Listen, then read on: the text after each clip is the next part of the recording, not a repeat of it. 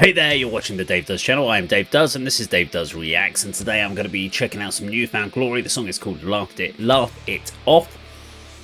I haven't checked out, as far as I know, I have never checked out New Found Glory. It's a band I am aware of.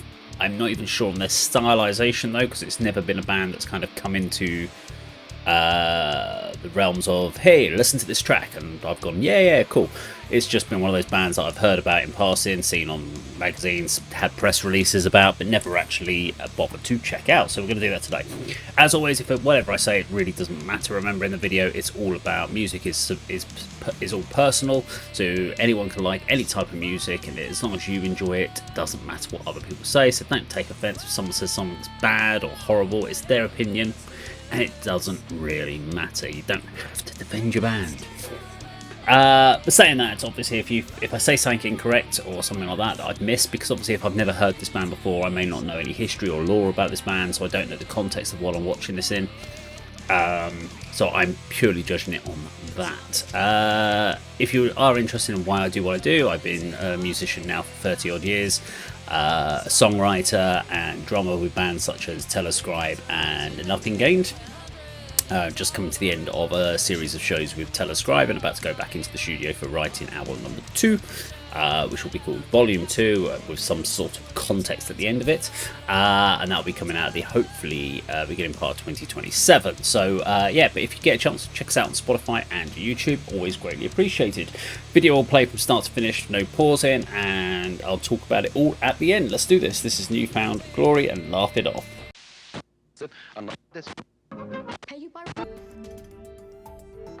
In a headline raising eyebrows across the music industry, beloved pop-punk band New Found Glory has reportedly replaced longtime frontman Jordan Pundik with what they're calling a state-of-the-art artificial intelligence. That's right, the band has unveiled an AI version of Jordan, leaving some fans wondering, can a computer stage dive? Only time will tell. We'll continue to report on this situation as this bold experiment between rock and robotics unfolds.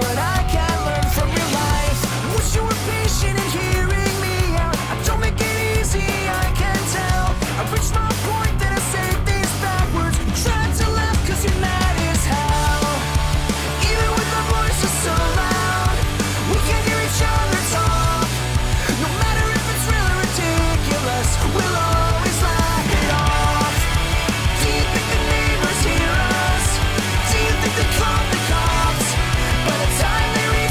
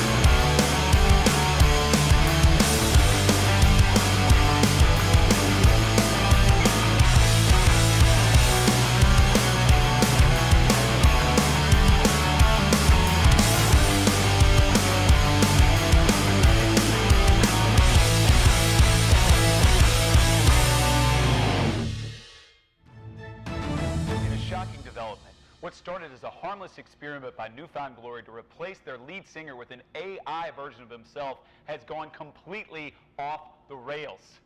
The artificial Jordan was reportedly aggressive and unmanageable, leading the band to take drastic measures to shut him down. While the group claims that everything is completely under control, reports are still out that there is chaos in the streets. We will continue to monitor this situation and report as we get updates. Stay with us. Okay, there we go. New Found Glory and Laugh It Off. So we're going to look at this in 3 different contexts, or 3 different topics. We're going to talk about the musical element, we're going to talk about the context of the actual topic of the video, and we're going to talk about the video itself. So I'm going to get the superlative kind of bit out of the way for me, which is the musical element. So pop punk is something I never massively got into. So I guess the reason for it for me was, if you'd heard 1 or 2 of these bands, they were all kind of very formulaic. We were kind of releasing this sort of stuff. So this could have been Good Charlotte, this could have been Sum 41. They've all got the same fairly standardized chord structures. You've got the chords with the guitar melody strumming over the top. You've got the breakdown bit. You've got the... I mean, it's very much formulaic now, but you get that in a lot of genres, so death metal, etc., which is where you got the progressive death metal, which kind of then tried to take it and mess with structures and so forth. But structures are... There are formulas to writing songs, and pop punk is one of those ones that I just kind of... They're good, catchy radio tracks, and you can sing along with them and stuff like that. But if you imagine doing a whole festival for pop punk bands, you're just going to hear the same thing over and over and over again. Yes, you could probably do that in a lot of different genres, but I think there's a little bit more depth to others. But I think the positive for me for the sort of the pop punk genre is accessibility. It's really easy to get into, and it's a good gateway into rock music to take from the pop punk area.